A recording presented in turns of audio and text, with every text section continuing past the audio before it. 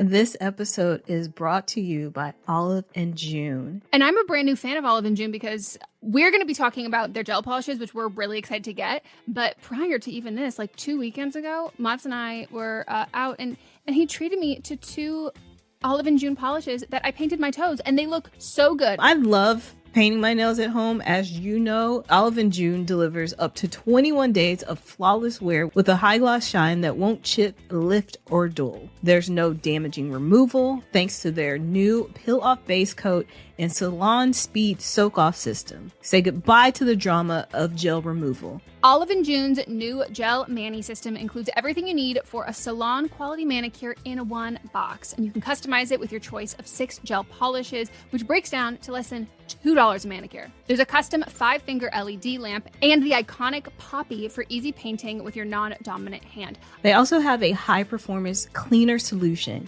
HEMA-free, 15-free, and always cruelty-free and vegan.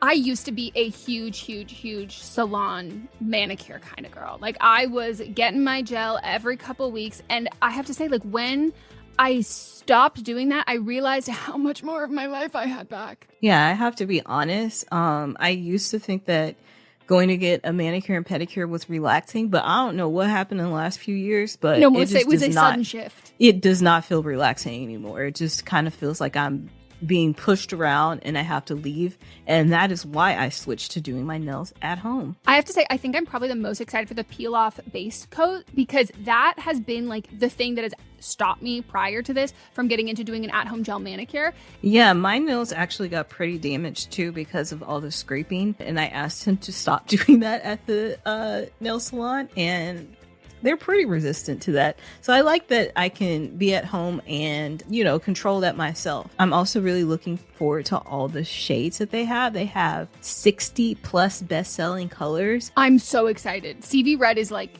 that, like perfect orangey red, which is like my favorite shade to wear. Visit oliveandjune.com/blame me for 20% off your first Olive and June gel mani system. That's OLIVEAND.com/BLAMEME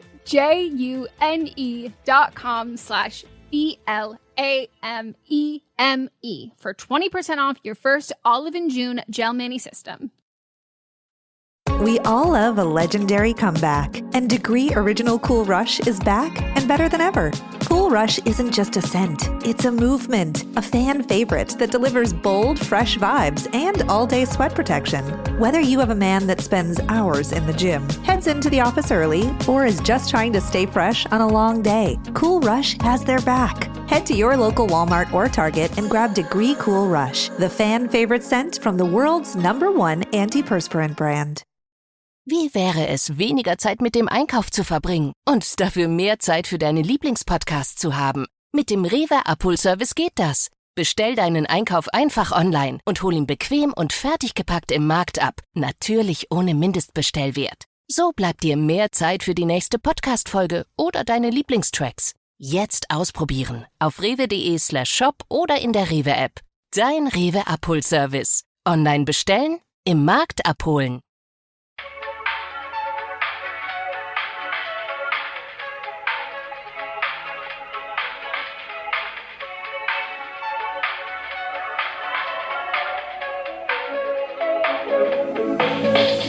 Hello, welcome to your favorite podcast, tied with our other podcast, the greatest podcast of all time, where 2 beautiful, stunning, gorgeous, smart, intelligent people tell you off and tell you when you're wrong.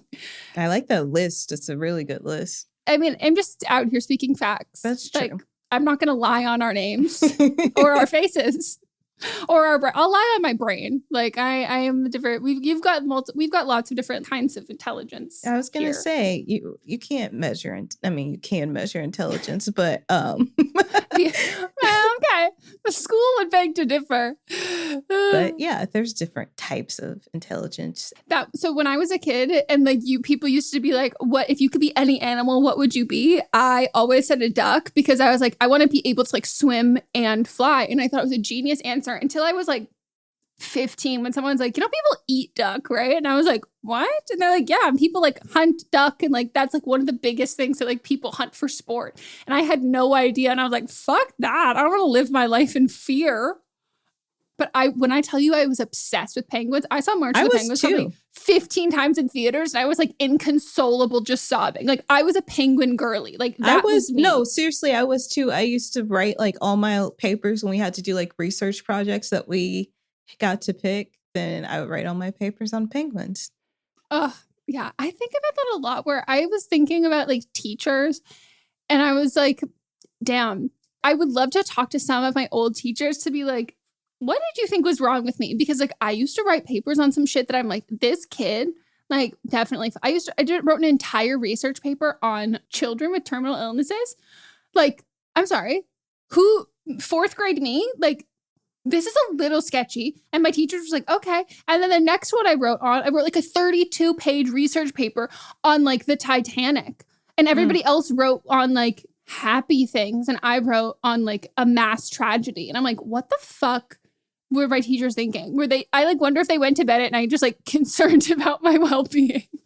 I had some interesting ones as well. I had one where, I mean, they're not as deep and dark as yours, but I compared Lion King to Hamlet in like fourth grade, and they were like, you've read Hamlet? And I was like, of course. I'm sorry.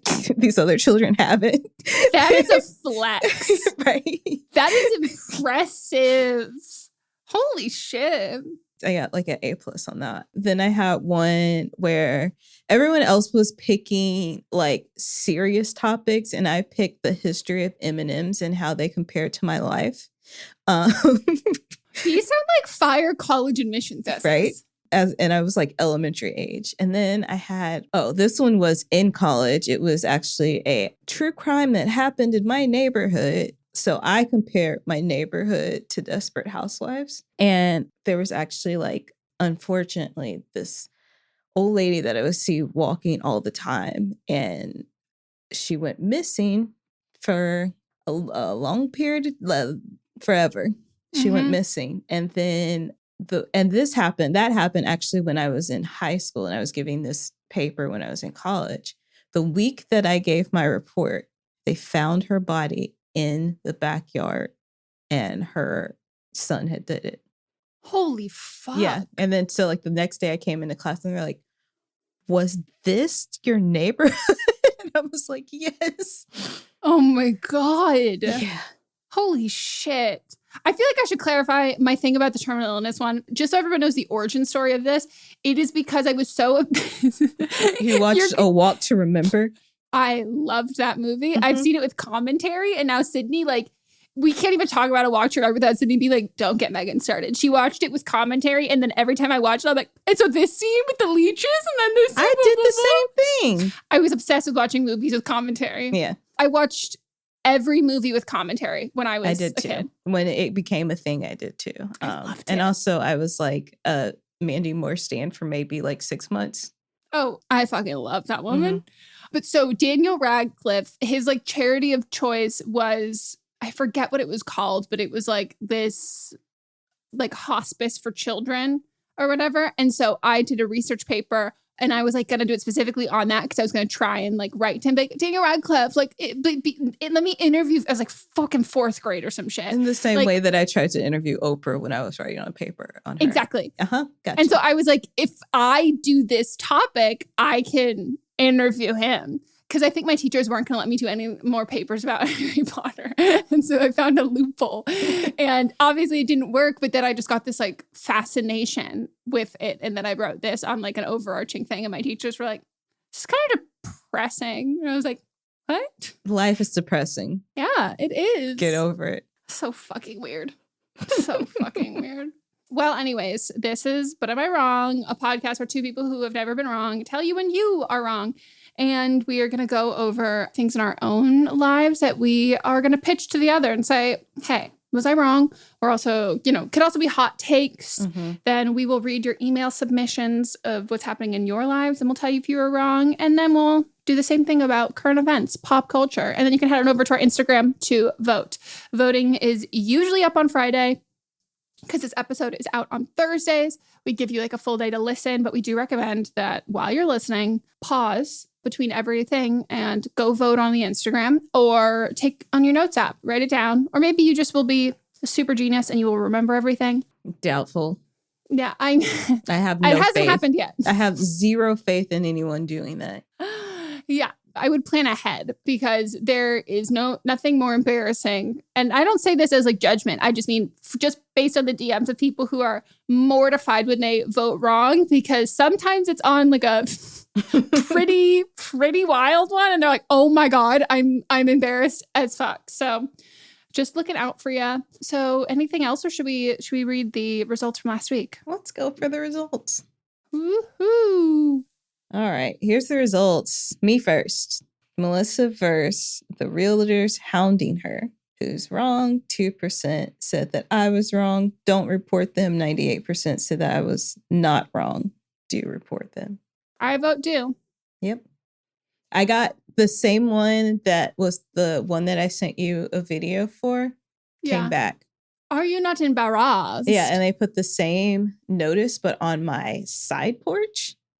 Oh, so they're being like, oh, I'm so sorry. I didn't see the sign. Didn't know I came here. Okay, this has no indication that this is a front yard in any way. I was going to say that. You knew that because you're a realtor. You know how houses work. You've been here before. Yeah, you just wanted to come from another entrance that didn't have a camera on it. Yeah, that's absolutely, stupid. Okay, next up, me versus HRH and indirectly supporting problematic people. 2% said I was wrong and 98% said I was not wrong. And the 10 votes, people who said I was wrong, a good chunk of them were like, yo, my apologies. This was an embarrassing one to accidentally vote wrong on, which is valid. I would be embarrassed too. All right, then we've got writer number 1 versus husband looking at her friend's Instagram from 10 years ago. 84% said the writer's wrong. 16% said the writer is not wrong. Valid. I also would just like everyone, even though you can't vote on this anymore, I really want everyone to go look at the picture that I used for this. It's because there is that is a time capsule. It is. And it's like a subtle yet poignant reference. Mm-hmm. You know? Like it just takes you back to when you realize how short and how long ago 10 years ago was. Yeah. I had that shirt. I could see you still wearing it now. Well, because it's me and I'm like, why would I'll just wear it to bed. Like it took me years to get rid of some of those fucking like Brandy Melville muscle tees because I was like, I'll just wear them to bed. Right. It's like a muscle tee. And so like literally you fall asleep and like it's actually your entire. You wake up and your tits just hanging out. It's like, literally, why am I wearing clothes? Why?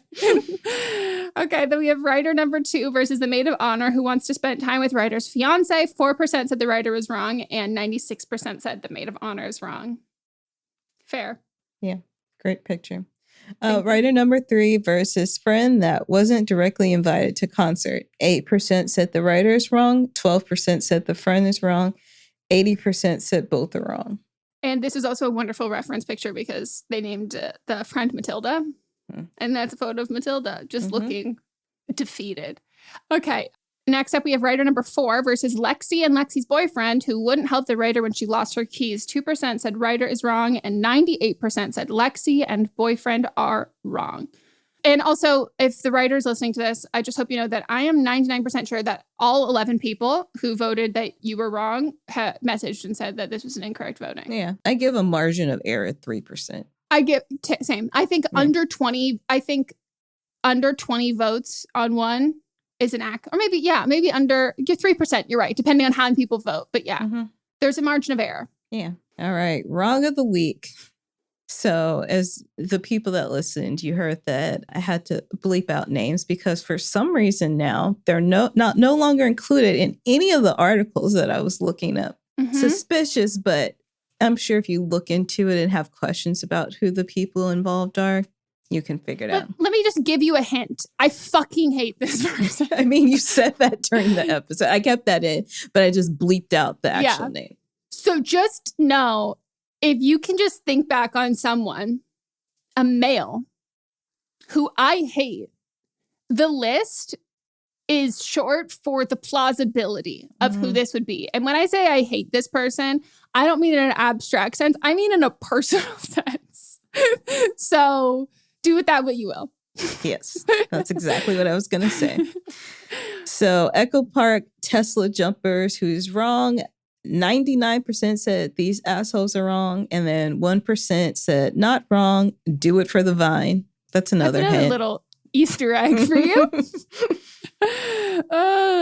Okay, then finally we have my wrong of the week. I nominated the TikTok adoption lady, aka Chronically Brienne. I just want to say that I figured out her username is because she has endometriosis and a couple of other like chronic illness things, which like we really align on a lot of that. But I just thought originally, and I was like, chronically Brienne, like I she didn't just think stays of it. being her. Yeah, and I was like, it's embarrassing. I wouldn't brand yourself as being like, I'm gonna stay being wrong and in a wrong lane, driving the wrong way onto oncoming traffic. Like, oof. And then I realized I was like, I love a double entendre. Like I love it has two meanings. So 98% said that this lady is wrong and 2% said this lady is not wrong. And that's a margin of error. And I did get a couple of people who are like, she is exactly how I pictured her. She also, when I was looking into it, because I was like, am I going to like use her username and like use all this stuff? Because I kept referring to her in the episode. I was like, TikTok adoption lady. Like I said her username, but I was like, I don't know if I want to put this lady's face on full blast. And then I looked at her following list on Instagram and I was like, very comfortable. Very, very, very, very comfortable. Because, you know, I can understand, not from a personal experience, but like I've learned a lot about infertility trauma on TikTok. And as somebody who, this is not an invitation for anyone to talk to me about this personally, because it's not something I'm comfortable talking about. But as somebody who also like most likely has endometriosis, I'm like, this is something that I don't want to be too judgmental of anyone's trauma. But some people are just bad people who also happen to have trauma. And from a quick little doo-doo-doo, she falls into that category. Well, I don't even have to look up what that means. What a shock. No one saw it coming. Okay. So this is, but am I wrong? Where we each pitch each other hot takes or something happened in our life and we figure out if we were wrong. So this is a hot take. And it came up because you actually reminded me of this, but we're talking about jury duty. I still have to check. Wait, can we talk about that TikTok? Just like I'll post it on our Instagram, on our stories so you can see. This TikTok popped up on my For You page and it also came on Melissa's and we both thought of each other and it was... We'll just share it. I'll share it later when this episode is out so you guys can see what it was. But it was quite funny because it was saying that every Black woman has a white emotional support woman who you check in on, like make sure she's still breathing and alive. And then like she just is there to like hopefully help you not get hate crimes. And I sent it to Melissa and I was like, you reminding me to check my jury duty notice. Me making sure you're going to the doctor. Constantly. Being like, hey, I haven't seen you post on your Instagram story. Like, you doing okay? Like, what's up, kid? And I'm like, oh, hi. It's just so true. This goes a lot in line with that jury duty. I think that it needs to be rebranded because right now, anytime you tell, and this is for people that live in the United States, I just want to clarify that because I know sometimes people that don't live here, they have different thoughts on this and they have different processes as well. But jury duty. Anytime you tell someone that you have jury duty, they automatically are like, oh God, you got to try to get out of it. Do you have to go, blah, blah, blah. And I felt the same way. In my 30 plus years of being on Earth, I just got asked to be on jury duty as someone who, you know, is a tax-paying, voted in every election, voted in most of the local elections. I just got chosen for jury duty. Well, I just got the summons to come in. And every person I told about it, they just acted like it was the biggest burden. And I think that's because when you hear jury duty, you think of civic duty and it kind of like they feel like it's, I think like kind of like serving your country and doing things for your country when it's more about doing things for the people in this country. And statistically, people that are appearing in court are, because of systematic races, are Black and brown people. And the amount of incarcerated people are also high for Black and brown people. And if we as Black and brown people are complaining about jury duty, and then also white people complaining about white people that consider themselves allies or have been named an ally complain about jury duty, you're doing a disservice to the people that you claim to care about. And so we need to be showing up. And when we get summoned, actually, if you can go, then go. I understand that, people have jobs and you don't get paid for jury duty, and you potentially are losing out on money if you have like an hourly job where your job doesn't give you time off, paid time off, then, it can be a burden and you might not be financially able to take time off. But if you can, then people need to be going to jury duty, because it's not about serving the country. It's about protecting those that are being systematically attacked. You were so on point with this. We were talking about jury duty off mic last week because you were reminding me, asking about it, and that's what you said. And I was like, holy shit, I never thought about that. My privilege showing. And I think like you're so right. And it's one of those things that like, yeah, the system of how jury duty works is not a perfect system at all, but there are ways that we can work with the system we currently have to fix this system to the best of our abilities. And yeah, like if people were getting paid for jury, there's all of those things. But right now, this is what we have. And there's like people being on trial every single day and all of that. And I also think, I was thinking that this more after you had said that last week, is that so many people are like absolutely obsessed with true crime and doing all of that from podcasts and from their couch and watching these documentaries.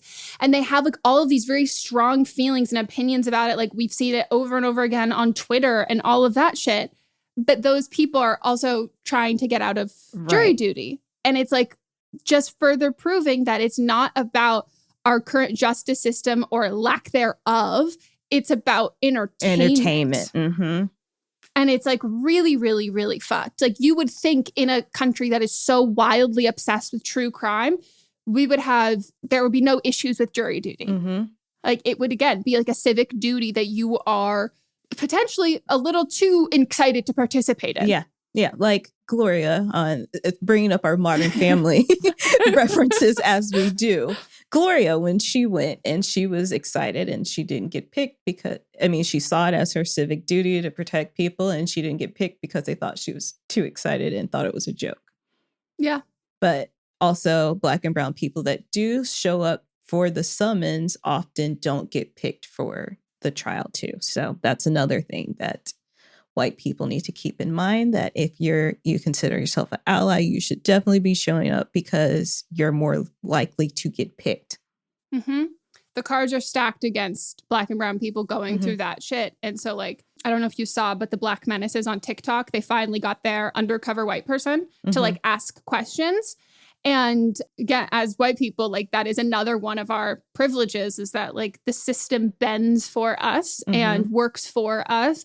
And we can utilize that by then like making it work for us. And then the second that we have that platform and that ability and all of that shit, you get to be an ally when nobody in the room is expecting that. And no one in the room is asking you to do, like it's just out of you choosing to do that because that's the right thing, not because you're kind of cosplaying that or performing it for an audience of people you're trying to make that empty gesture to. Fantastic. You are not wrong at all. That is sadly a hot take. I know. But shouldn't be. Shouldn't be. Okay. Mine is also a hot take. And I don't know how hot this is, but based on like my own TikTok algorithm, it's a pretty hot take. And that is, I think that the demonizing of hormonal birth control is setting us back centuries. This whole new wellness thing that is, I don't even say predominantly, it is like very much white woman wellness of like, oh, everything is toxins, everything is all of these kinds of things. There's just been this whole movement of demonizing hormonal birth control. And a lot of the sources who have come out perpetuating that have been a lot of white Christian women who are kind of masking as being like wellness gurus, when in reality, they're very much gender roles. They're very much like procreate, do all of this kind of stuff. And they pitch this anti-hormonal birth control thing in a way that it sweeps in the masses who don't necessarily align with them on everything, but see that and hear that. And we spent so long to fight for the access of birth control, to then just have people absolutely demonize it and weaponize it. And it is a life-saving thing that I think if it doesn't work for you and it's not something you want, that's totally fine. But when we have non-medical professionals like fear-mongering other people against using it, because it's going to like cause all of these things and like all of these horrific things, there are side effects of absolutely everything. But as my gynecologist has told me, the right birth control for you, the only side effects are going to be the positive ones. Right. Like that's why there are so many of them. And do I think that there should be more options for people with penises and having more birth control options? 1000%. But I don't think that the solution is to attack and weaponize the birth control that people with uteruses and vaginas have, instead of just advocating for more forms of birth control in addition to that for people with penises. Like, I just think that should be the case. And I got so many messages of people the first time I ever like talked about this, because going on birth control has been like the single greatest thing for my mental health, because a lot of people have asked me if I have PMDD. I don't think I do, because what's that? Premenstrual dysphoric disorder. I see. It's a more severe form of PMS. Got it. Yes. And so a lot of people have asked me if I had that, because I talked about, so birth control is a wonderful treatment for PMDD. But mine was specifically correlated to the extreme amount of anxiety and depression I would feel because of the physical pain I was in during my period. It wasn't so much like an emotion that didn't have like a source, or like, why am I feeling like this? Like I knew why. I could pinpoint exactly that. And I had gotten off birth control because somebody, not a doctor, had like told me that was going to help my mental health and I needed to get off it immediately. And I got off it. Didn't help my mental health at all. My mental health got exponentially worse. And when I finally got back on it, which I was so hesitant to, because of all of these people that like dominate the mental health space and like weaponize and demonize this as something that just harms 1,000% of the time, which is not true. When I finally got back on it, I was so mad at myself, because I was like, holy fucking shit.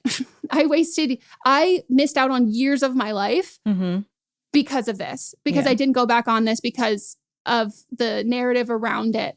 And I think that like, yes, it can affect people with their mental health, and like definitely get help for that.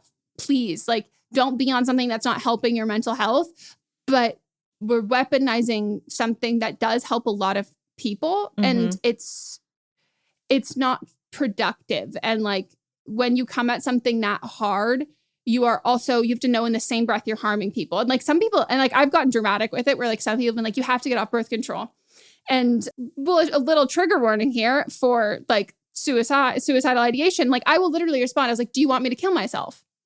And they're like, oh my God, no, why would that be the case? And I go, why are you telling me to get off something medically when you don't know my medical history? And what I'm hearing there is you're like, go die. Like go die. That's the alternative. But you don't know that. So why the fuck are you telling me this shit? Like, why? And so that's like, well, I didn't know I didn't know blah, blah, blah. And I'm like, yeah. So assume. If you don't know, don't speak. If you don't know, don't speak. Yeah. Just shut up and listen. And you're not helping anyone when you're doing that. And your intentions there are so muddied and clouded by your own personal experience that like, then that's a natural reaction. Like I have things like that all the time where I'm like, oh, I hear someone talking about like period cramps or something. And I'm just like, oh, I really want to help. And I can like type out a response and then be like, okay, that was for me because that was me talking to like me 6 months ago. But I would have hated if someone had this response to me. So like, let me dial it back and just be like, hey, I have some experience with this. If you ever want to reach out and talk about it, like I'm happy to talk about. And that is something that when I get those messages, and those messages come often, I'm like, I appreciate and I see those I see those people. It just makes me very, very upset. We didn't fight for access so much for this just to then be like, fuck this, fuck this, fuck this. Like, the solution to AFAB, healthcare, and the solution to reproductive rights is not policing the current reproductive rights that we have. Like, in like the only things the things that we currently have access to. Mm-hmm. Like, that's not doing anyone any good. Like, we need to expand.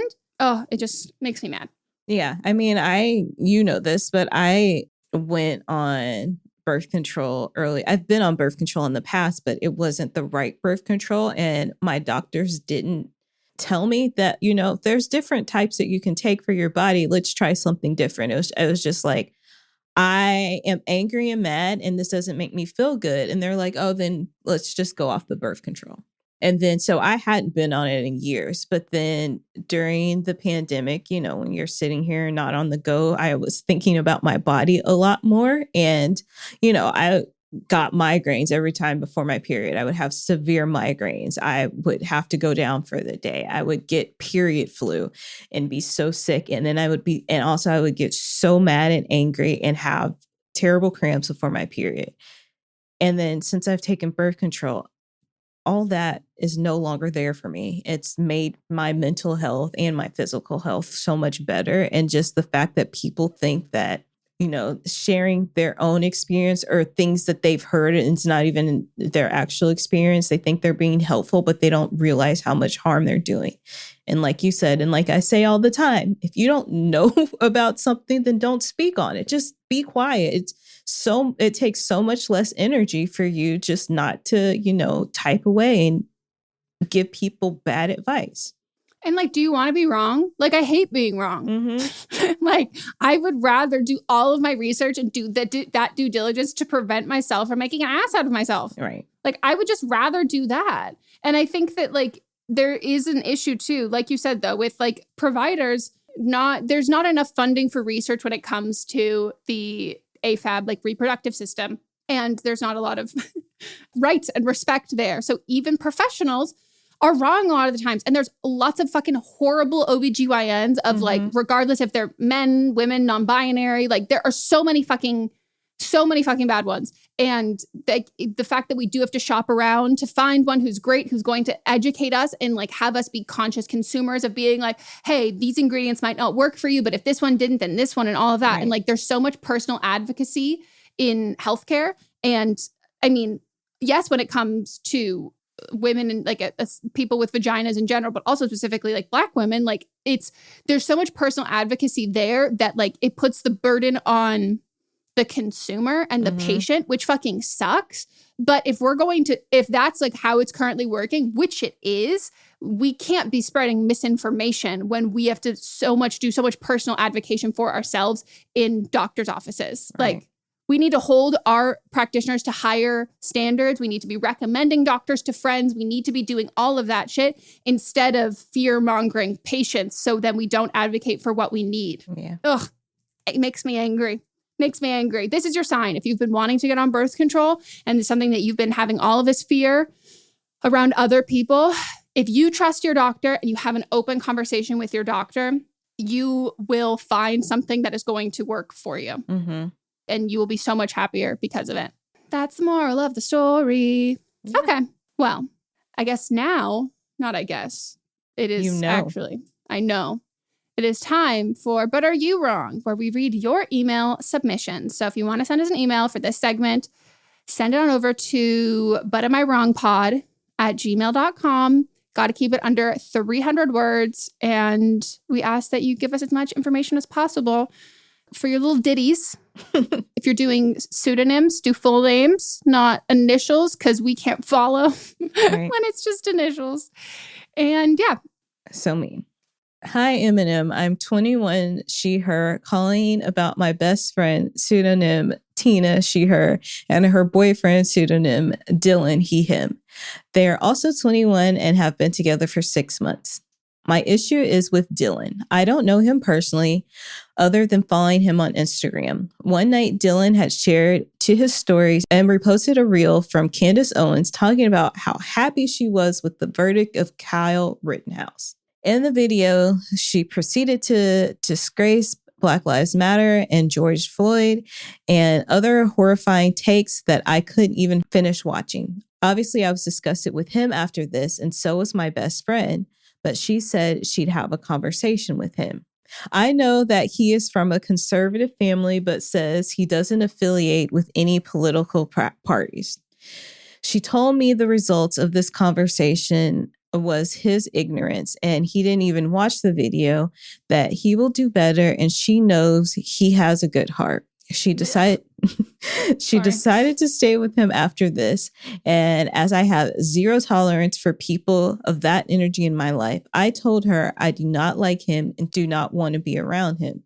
She said this is making her feel like I'm forcing her to choose between her boyfriend and best friend, and that I'm not trusting her judgment because he can't really be that bad if she is with him. Am I wrong for holding a grudge about this post and not wanting to be around him? He also still follows Candace and Trump on Instagram. Thanks and love you guys. A. I just need us to make sure that Candace Owens, we always need to do a firsty lasty because we have a friend named Candace. And like, it really throws me off when people just call Candace Owens Candace, because I'm like, that's not Candace. Right. All this is bullshit. This is all just sounds like bullshit. This is a 20-year-old man that claims that he's just resharing something to be resharing it, but he follows Candace Owens, so he knows what's going on. He's lying. Also, like she says, he doesn't affiliate with any parties. She told me the results of this conversation was his ignorance. Okay, so he doesn't, just because you don't affiliate with the party doesn't mean that you don't uphold those values that the party has. This is why you need to look at people's character as well as who and what they're voting for. Yeah, this is all bullshit. Your friend is, if anyone's ignorant in this situation, it's your friend, and they're giving excuses for someone that is part of a conversation, dialogue, spreading false information, spreading things that are hateful towards groups of people. So this speaks a lot about his character and your friend's character. And if she wants to choose him, fine, choose him. And I don't think you should be friends with him anymore. I mean, with her anymore. I fully agree. Fully agree. Her being like, well, he's not bad because I'm dating him. No, what that might mean is you also suck. Mm-hmm. If you don't have those feelings, you're okay with them. Yeah. And you're tolerating them. And like you, Ryder, clearly are not okay with those feelings. And that, like, stand your morals, like stand the belief system that you have. Like you said, she clearly is, she's justifying them and she's okay with them. And I think any outrage that she had was probably fake. Mm-hmm. I doubt the conversation ever happened. Yep. Yeah. Ugh. So goodbye, Tina. Toodaloo, Tina. Toodle fucking Lou. Okay. Hi, Meghan and Melisa. I want to get both your point of view on the situation, how you would sort it out. I went camping on the weekend with 4 close friends. It was a campsite near the beach, and it was hot, so we wore bikinis the majority of the time. My friend, let's call her Olivia, asked to take a selfie together to send to her mom. We took the selfie, and as she was going to send it, she asked if I could cover up because my boobs were too much. I was instantly shocked and taken aback by the comment, but in the shock of it, I did as she said, and I didn't think much of it until later. Later in the evening, the comment that she said to me was brought up in a game. I mentioned how I felt it strange that she wanted me to cover up. Her response was that she felt uncomfortable at sending the photo to her parents and that it was too much. Upon reflection, I wish I'd stood up for myself in the moment, but I didn't. I understand everyone has boundaries and what they're comfortable with, but if you're uncomfortable with my body, don't ask me to get in a photo and then tell me to cover up. The whole evening, I felt really anxious and gross about myself, and it brought up a lot of feelings from high school and past experiences. Let me know if I am wrong and what you would do in this situation. Thank you. I don't think you're wrong at all. Why are you sending a picture of you in a bikini to your parents anyway? Yeah. I have a question on that. And then also like, but then you also have the foresight to be like, oh, the boobs are too, like, I feel like you're anticipating your parents sexualizing these photos, and that makes me feel a little nervous and icky. Yeah, no, I agree. Like, I think it's like if your family is like, you know, very much modesty, blah, blah, blah. What? Like, okay, so then you take a picture of yourself in like a t-shirt and that. So like, it doesn't feel like it's about that. It feels like it's specifically targeted at you because maybe she doesn't have big boobs. She doesn't have boobs. But Again, why? Like, if this is a picture you're sending to your family, why would you ask your friend to get in it? Yeah. That's super weird to me. It's weird. And then the body shaming is just... Yeah, it feels like it was an intentional moment of being Yeah. like, hey, get in this picture, but like cover up. And it's like, I didn't ask for this. Why are you coming for me? No, that's weird. This is weird. The whole situation is weird. You're not wrong. Your friend may also be insecure about their own body, but again, that's not on you. That's on them. It's just weird. Yeah. Like, why would they invite you into that if it wasn't just to be an asshole? Mm-hmm. Like, if it wasn't, like, it feels like, I don't want to put anything in your head, but like, it feels like the entire interaction was specifically so she could make that comment. Right. And did she ask for your other friends to be in the picture too? Or did she specifically pick you? Yeah. If she specifically picked you, that does feel even more targeted. Mm-hmm. Like, whatever happened, like the good old times of people like sending photos to their parents. It's just like a vista, or and your feet are in it, and they know because they bought you those shoes for Christmas. Mm-hmm. So like they know that it's you, or it's just a picture of you and you're in overalls and you're like, I'm here. Like that just feels weird. And like you didn't need to be in the photo. No. Yeah, I would definitely feel some type of way about this as well. I don't know. So, you asked him what would we have done in this situation? To be fair, I probably would have done exactly what you did. Like, I probably would have felt like, and then I would have put a shirt on and I would have taken the picture and then I would have sat with it and been like, I don't like that.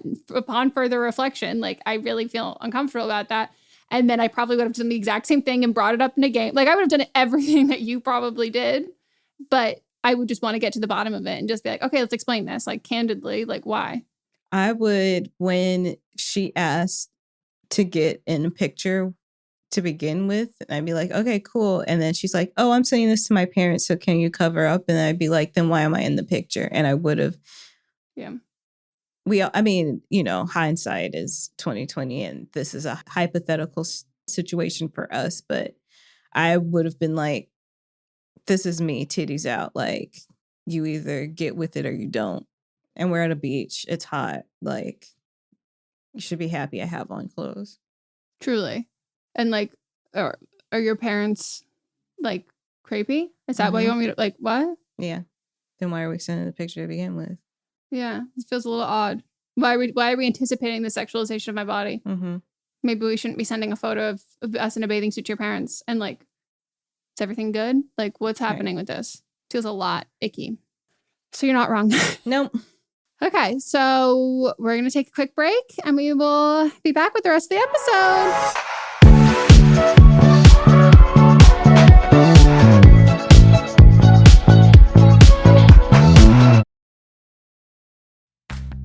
You chose to hit play on this podcast today. Smart choice. Progressive loves to help people make smart choices. That's why they offer a tool called Auto Quote Explorer that allows you to compare your Progressive car insurance quote with rates from other companies. So you save time on the research and can enjoy savings when you choose the best rate for you. Give it a try after this episode at Progressive.com. Progressive Casualty Insurance Company and Affiliates. Not available in all states or situations. Prices vary based on how you buy.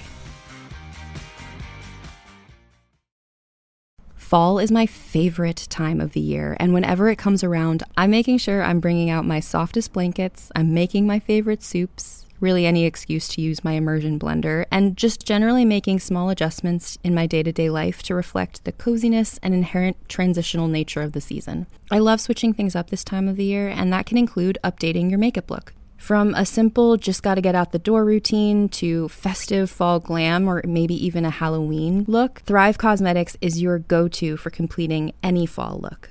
Plus, every product is 100% vegan, cruelty-free, and made with clean, skin-loving ingredients that work with your skin, not against it. My personal favorite product that I absolutely recommend adding to your makeup bag if you haven't already is the Liquid Lash Extensions Mascara. It's the only mascara I wear anymore. I have it in a brown shade, which just feels a little less harsh than a black mascara. And it's a tubing mascara, so it doesn't run or smudge, and it just makes my lashes look so beautiful and long without any clumping. My favorite part, because I got so tired of working hard to get every last bit of makeup off when I was using other mascaras, when it's time to take it off, it just slides right off with warm water.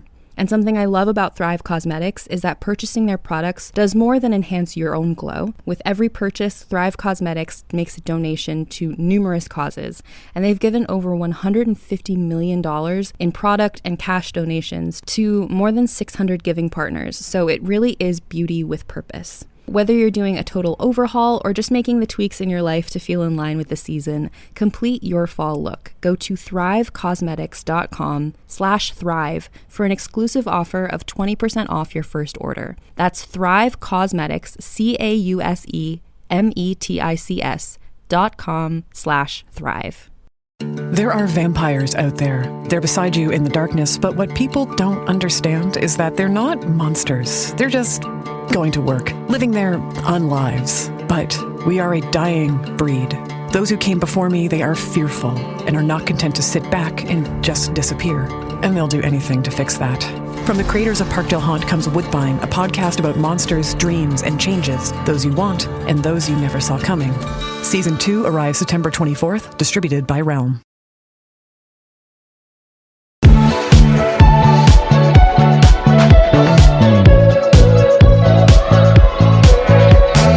And we're back.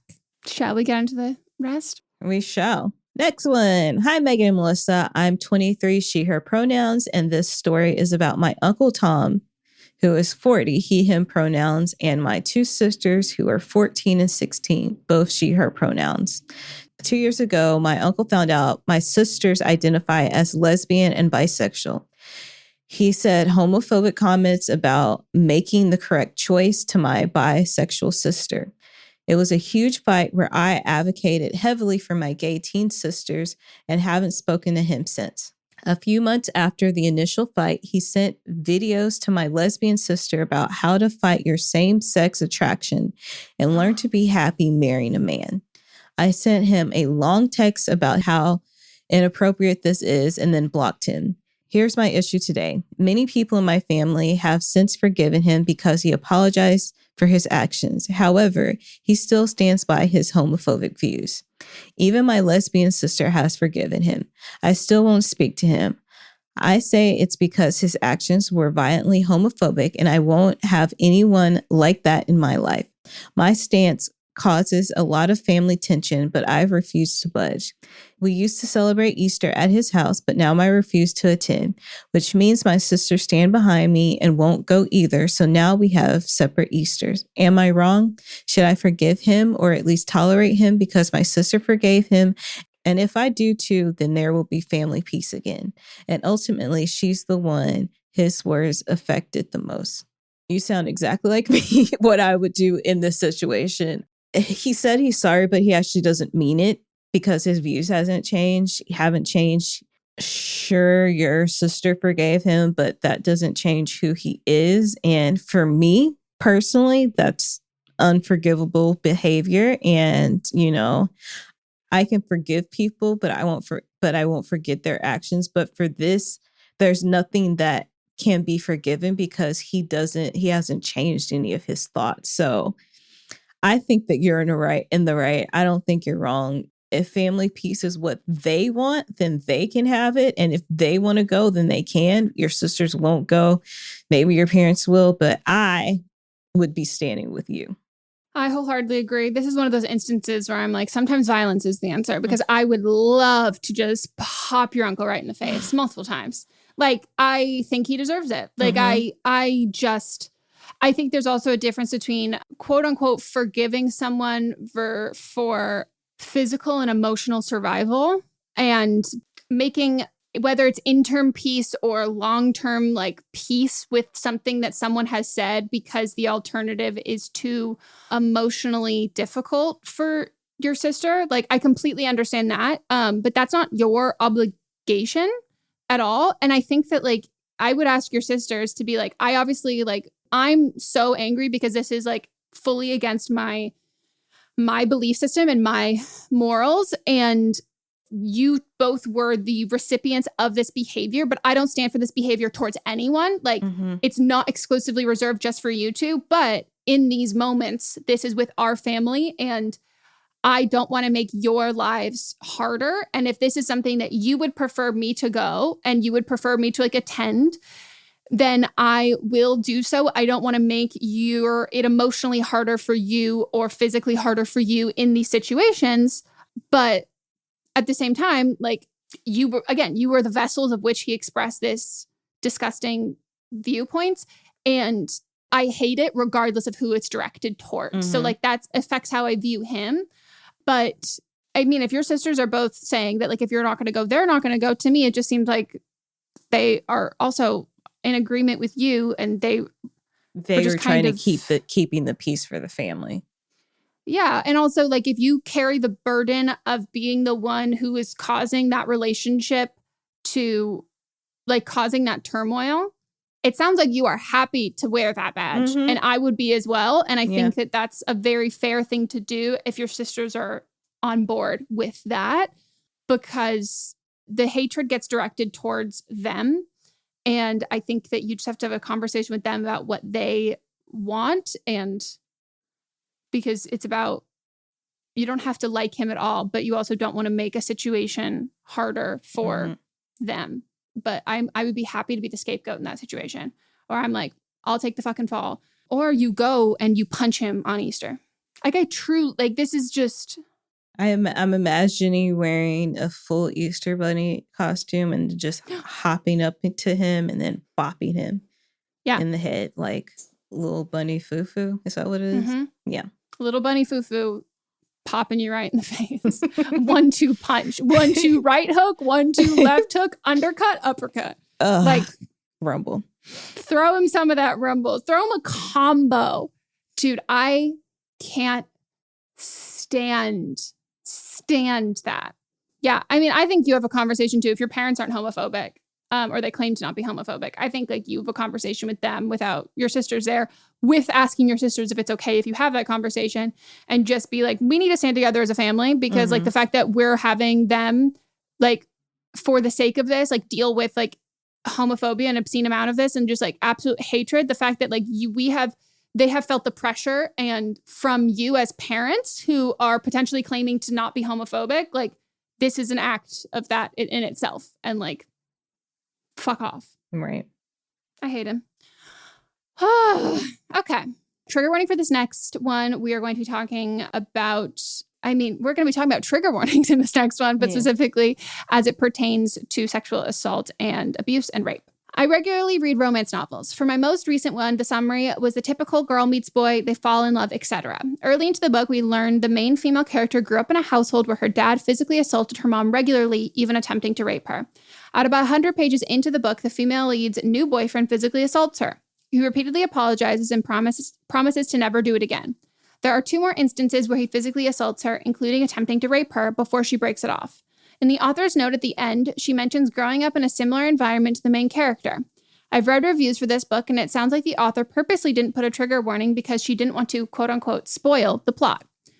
I've been in a physically abusive relationship, and this book really messed with me. It's been days, and I still can't stop thinking about it. Before reading it, I saw a lot of hype around it, with many saying it was a good book. I'll admit the writing and the story building were great, but I wish I would have known what I was getting myself into beforehand.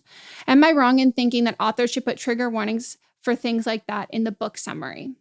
I have thought about this a lot, and I don't think that you're wrong. I think that like the storytelling, the art of storytelling, yes, has like suspense and things that are building up, but I think that somewhere in the book, and not just like a tweet that like lives and dies in a timeline, you should be able to know what you're getting yourself into. And I think we've relied really heavily on consumer reviews for like content before.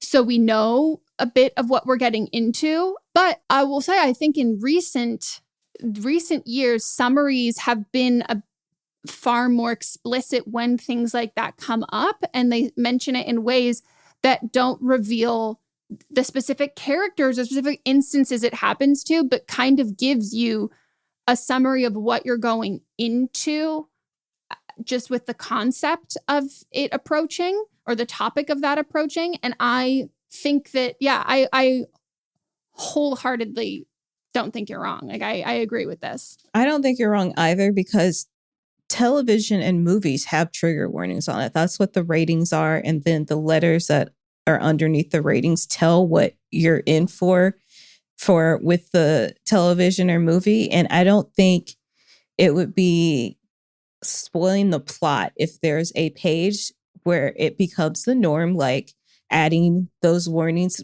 were added, I believe on television was added during the like Clinton days. Like that was because you probably don't even remember a time where it wasn't on TV. So adding a specific page, and if you want, and you know where that is, because on TV, it's in the top right-hand corner, and then like you can look at it if you want to, or you don't have to look at it. So having a specific page in the book that's dedicated to that, and then if you want to look at it, you can, which protects the people that want to have that protection. If you don't want to look at it, then you don't look at it. Yeah. I think also you're not a good storyteller if a trigger warning ruins your book or your piece of writing.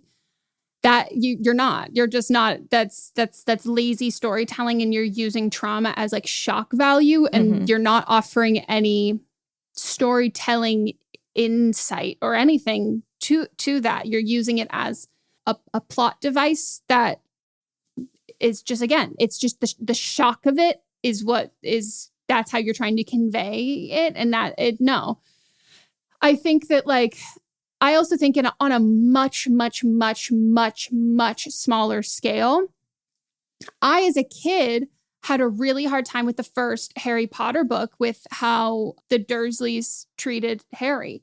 And I had to like stop reading it when I was like, I think I started reading it when I was like 5 or 6. And I had to like stop for a long time. And I had no idea that's what was going to happen. And I found out, that like, book when you were 5? I don't know if I personally read it. It was either like a book on tape or someone was reading it to me. But I had was like, that's a big book to read as a 5-year-old. I think after the third one was the first one I read on my own. Okay. I was to be fair, I was a pretty early reader, but I use like listening to or someone reading it to like the same, I was consuming it. Okay. And yeah, I had a really hard time with that. I don't think at that age I would have like understood like a trigger warning or something like that. But I think that if we start implementing that across the board, there will be kids at that age who will understand a trigger warning for that and like will understand what that means. And yeah, I think that it's a great thing to do. Yeah, I'm actually kind of shocked that books don't have it, because TV has it, movies have it, music has it. It's actually kind of shocking that books don't have it as well. They rely on the consumers heavily. Like, so if you like look on like Goodreads for something, like people will really go out of their way to just be like, heads up, this book is really heavy. Like there's blah, blah, blah. And it's not enough. Like, I think that like, if you want to do something like that for like a movie, like Up or Inside Out, like for sure. If it's an animated movie that is sadder than you think it's going to be, but not when it comes to things that are actually triggering.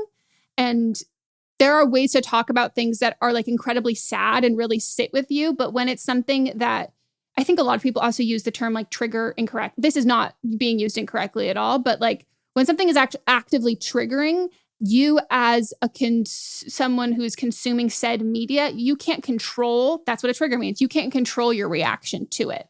And it can like send you into a PTSD spiral. It can like give you all of these kinds of things.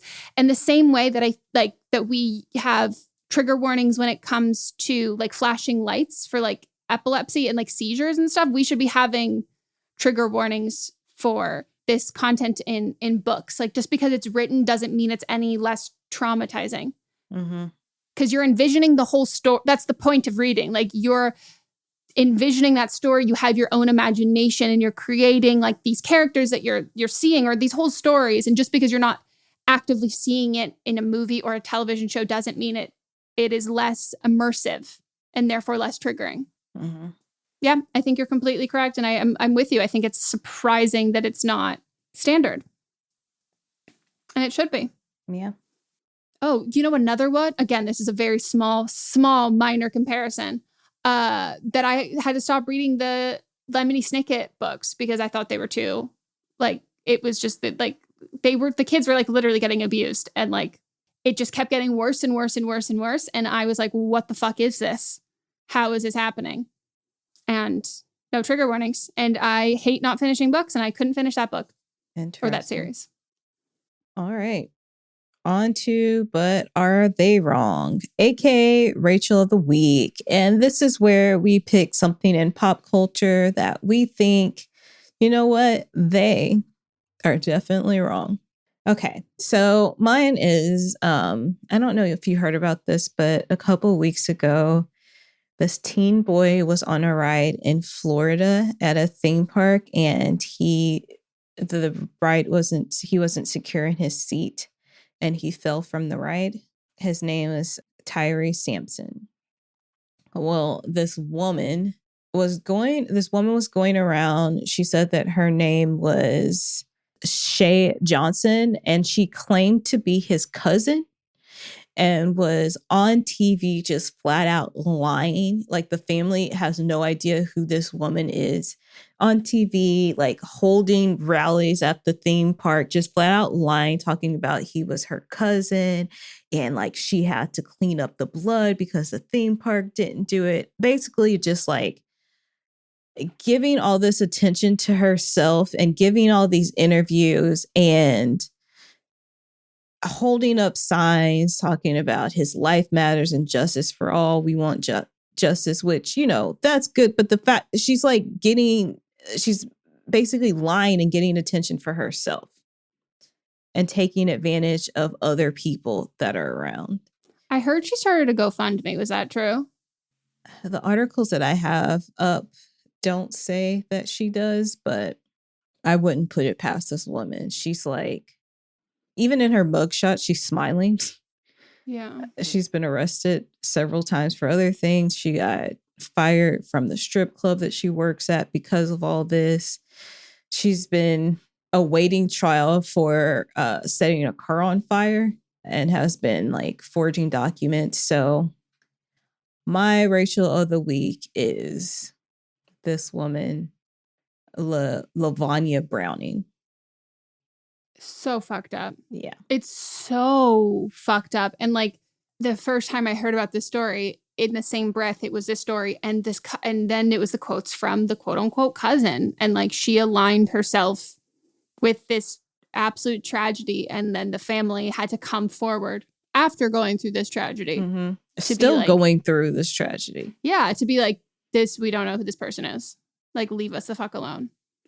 So fucking devastating and so fucking sad. Yeah. So condolences to the family, and fuck you, Miss Browning.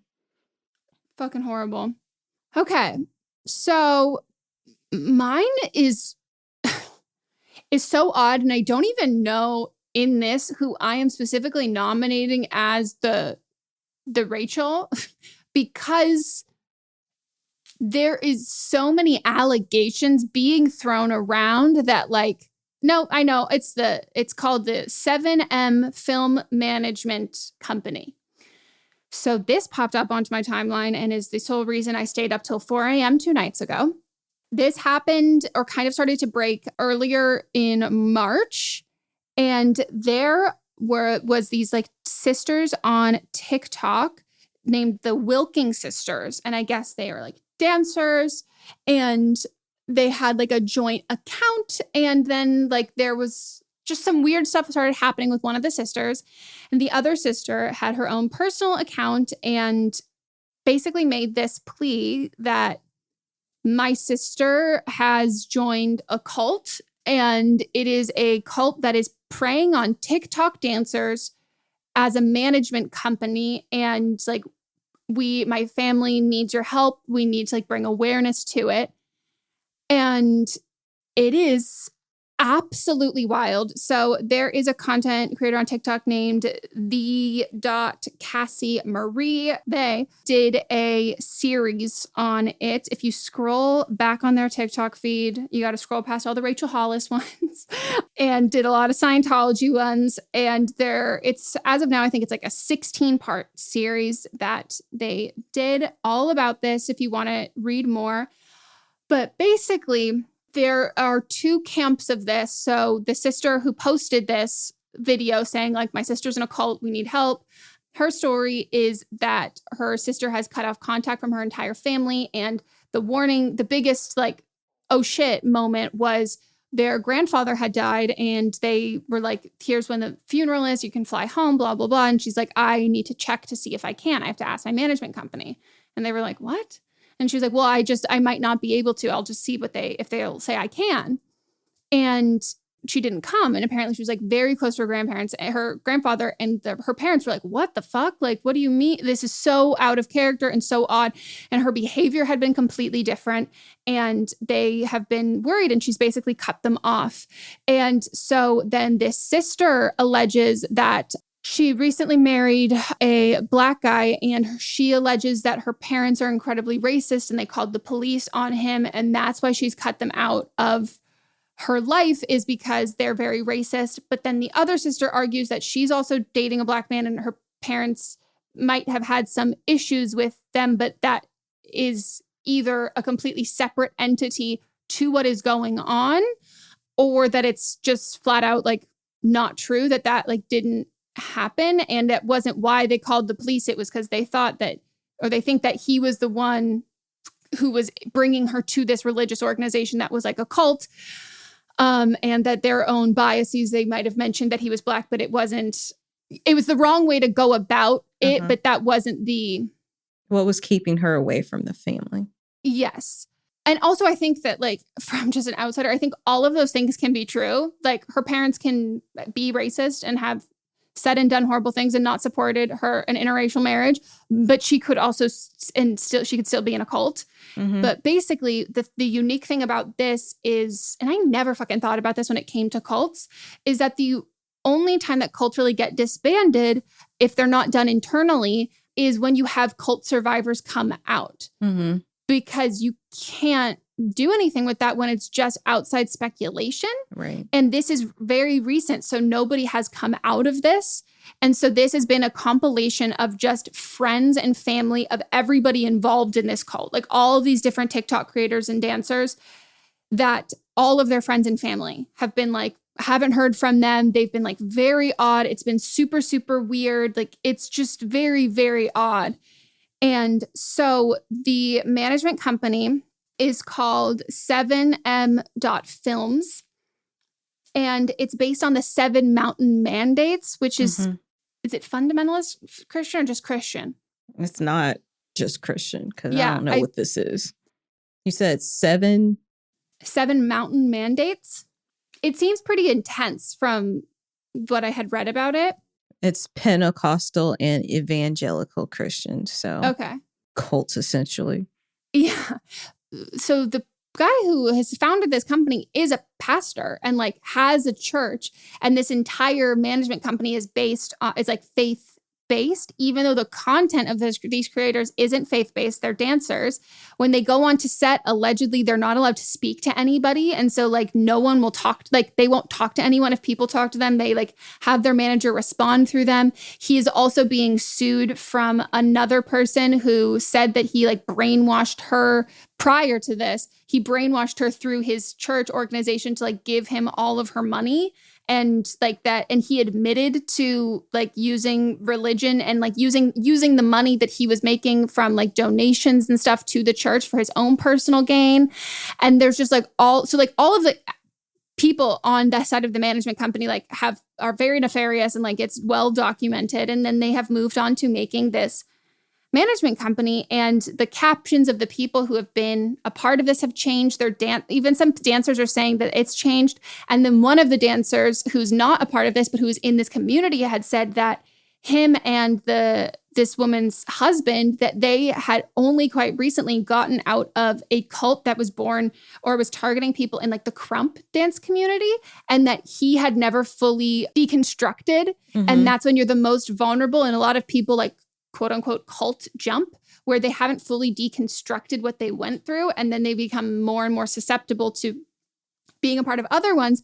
And he said that it was only a mere matter of like a couple months ago that they got out of this other situation, and that like he wasn't fully conscious or aware of how they had been like essentially brainwashed. And he was like, and I'm just watching this happen again. And it's just so odd. And like this creator like will go live and just read these like very intense passages from the Bible that are like very like women shaming and just all of this like really intense shit. And this all started because the two sisters, and they're TikTok famous, so they got invited to a private invite only church. And the other sister, when she like needed to go pick up a friend from the airport, couldn't attend church. And like the church leaders were like, you have to come. Like, you can't go pick up your friend. And she was like, well, no, I have to. And they were like calling her. And she was like, this is so weird. Like, I'm just going to go pick up my friend from the airport. Like, it's not a big deal. And when she like got back, they had like cut her off from everything and like wouldn't let her come back or do anything. And that's when she realized like, uh-oh, I think this might be a cult. Yeah. I saw someone talk about this on TikTok months ago, but it was one of those like call out accounts that they said that they were like trying to get to him. And so I didn't think it was true. And I also didn't look into it because it just seemed too fishy. But it's really sad how people get susceptible to things like this. And I was just looking at the followers that are a part of this. So I'm guessing the pastor, whoever you're talking about, is Andrew Womack. I'm not entirely sure. Oh, the CEO is Dr. Robert Shin. He's the pastor of the Shekinah Church. Okay. Also, Rafael Cruz is a part of that. And if that name doesn't sound familiar, that is Ted Cruz's legal name. This is his father, is part of this. Wow. Also, Paula White, who has been on TV for years. My grandmother actually used to watch her, and I was like, this woman is not all there. But she also was Trump's spiritual advisor and was the one that got on TV talking about praying for like the little African babies so that Trump can be president and stuff like that. I don't know if you remember that. Holy shit. And then it's the person you're talking about, her name Miranda Derrick. Yeah. Also, I just want to say that the 7M films, they claim that it has nothing to do with the Seven Mountain Mandate, but that's just essentially to try to not publicly associate themselves with prominent figures who align themselves with the Seven Mountain Mandate, but based on just, it's very, that's what it is. They're just trying to repackage it in a celebrity kind of way. What an interesting group of people. Yeah. And I think that so when hearing someone talk about this, they were talking about it in terms of Hollywood, and I never thought about this because Scientology.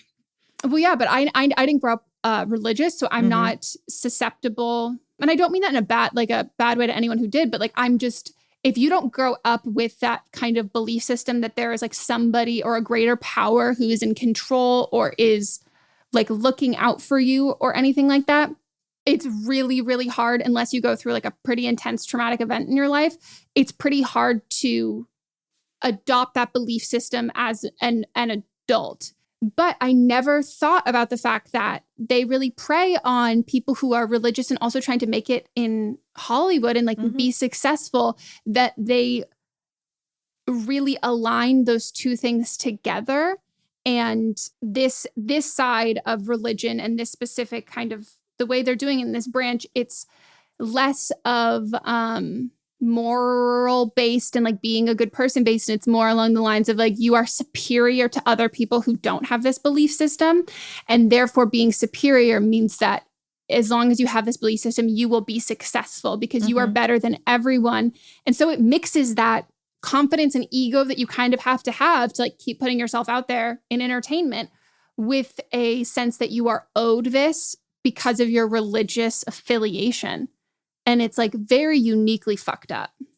But yeah, so if you go on 7M Films, they have a statement that they did, and it's very odd. Yeah. The whole thing is really sad. And I just like can't imagine it's not that one is harder than the other, but it's just a unique thing with social media now that like usually when someone is in a cult, historically they're off the grid. You're not seeing them. It's like and I just can't imagine how uniquely painful it must be for parents to see videos of their kid and know that something is wrong and know that it's not her, and watch people online defend her and then also attack her. And it's just really, really hard because cult deprogramming, this is why QAnon has been not impossible, but it's been so hard for people to help deprogram their friends and family from this, is because suddenly when you have onlookers and you have an audience, you have people defending them and advocating for them and playing devil's advocate and all of this kind of stuff, that it enables and propels people to keep with these like this belief system, because everybody's voice is being heard. Mm-hmm. It's real sad. So my Rachel of the week is the management company. And yeah, not putting any onus on any of these people who get involved in this at all. You can be a bad person or a good person and end up being in like a cult or anything like that. But if anyone's like interested in this and anything, just all I ask is like, please don't comment on people's videos about this, like on their specific videos. If you want to interact and discuss these things, go on people who are commenting on it, and not the specific people in there, because when you insert your voice there, just anything, like, it's such a delicate situation to protect these people, and none of us are qualified to do that. Mm-hmm. No matter how much we think we know, because this is someone's kid and someone's sister, and like, it's really sad. Makes me want to watch the Hillsong documentary. That one is so out in the open that it's horrific. Yeah. And I told you about when I first moved here, somebody tried to get me to join a cult too, and they were using it as a form of church. Mm-hmm. So weird. Oh, anything positive happening in the world? In life? It's a great question. Oh, well, that's exciting. What? Scientists have discovered a gigantic exoplanet that is still, quote unquote, in the womb. It's about 9 times the mass of Jupiter and in a remarkably early stage of formation. It's providing new insight into our understanding of the universe and the complex and messy nature of planet formation. That's interesting. Oh, and Doja Cat won a Grammy. When she was in the bathroom. It was so funny. And do you see her throw her vape off of stage? Like right in there, everyone's like, Doja brought her vape into the bathroom, but she drew the line at bringing it on stage. And she threw her vape, yet Bruno Mars lit up a cigarette on stage. Yeah. But Doja's thing being like, I act like nothing's a big deal, but like this really is. I like just fully understood that, with that like kind of like joking nature about everything. And it was like so sweet to see. And then that, she like, broke down in tears. Yeah. Because I think that like it happens to everyone, but like, you know, women in general, like the self-deprecating nature of just everything. And she's really kind of banked on that. And like everything's a joke and everything's funny and like lighthearted, because also it's so hard to get into the industry. She's worked so hard at this, like was ready to give up. And I think you have to kind of go into it with a fuck it attitude at that point, because the other option is you stop because you're so jaded that, you know, sometimes like things really get through with that. And I just thought it was so sweet. And her looks are so good. Like I want a Barbie of that look. Like it's just, I was just obsessed. Like I just really love her. And I think she's so talented, and I'm so happy for her. Yeah, she's great. And I really appreciate her recent like brand deals that she's been doing. Like the one she had with JBL, the speakers, and she called it Jibberum. And then did you see how they came back and like made a response video of like holding up the cue cards and then feeding her the chicken or whatever? I thought that was brilliant. And then also when she did the Taco Bell one, where she was like, I have to do this Taco Bell brand deal. I don't want to do it. They're making me do it. There's going to be a rap song that comes out. Just go with it. I don't want to do this. And then she let it out, and it was just funny after that. So funny. She's so funny, and hats off to her, and she deserves whatever comes to her. I truly also think in a good way. That sounds like a threat. No, on the good sense. I also believe like how she operates with like brand deals and stuff. I think it's going to make I think she has the power to change that space, and it will affect everybody in it. And I think that like people have been trying to do that for a long time. But I think between TikTok and her specifically, I think people want those like natural viral moments, and those can't be orchestrated unless you let people take creative liberty. So I think it's going to do really wonderful things, and she's just the best. Just love her. I watched her live for like an hour the other night, where she was just on live with some random person who had no idea who she was, and she was just like asking him about his life. And everybody's like, this man has no idea who Doja Cat is. It was so funny. Okay, well, that is it for this episode. I think maybe we should be asking in general, like, we record these episodes on Tuesdays. If anytime before Tuesday you want to send us a DM of some like happy, good news that we can always throw in towards the end of the episodes. And it could be personal news too. If you want, we can share with everyone. Yeah. So please do, because, a lot of the Rachel of the Weeks, sometimes they're funny, dramatic, and then sometimes they're just kind of like really sad and depressing. So we like to end it on a positive note. So send that over to us. And again, you can send us an email submission for the But Are You Wrong segment. And also, as always, you can tag us in things for the Rachel of the Week, But Are They Wrong? TikTok, Instagram. Send us a DM if there's something that you want us to cover or look into. We are chronically online, but sometimes we miss things. A lot of times we miss things. A lot of times. So let us know. Follow us over on Instagram. Go comment on our latest Instagram who your Rachel of the Week is. And or if I have some call to action on the fucking post, do both. Yeah. What's the opposite of a Rachel? We'll offline it, you guys can write in. That could be it's the whatever of the week. It's the opposite of the Rachel of the week. That can be good that segment title. Yeah, good call. You can comment on the post and also let us know who you think that name is. And we'll figure it out. Okay, well. That's it. Okay, we will circle back. Bye. Bye. But Am I Wrong is a production by me, Megan Rinks. And me, Melissa DeMonts, plus Diamond Imprint Productions. Post-production by Coco Lorenz. And production assistance by Melanie D. Watson. From the darkest corners of our imagination comes a game show that's more ridiculous than terrifying.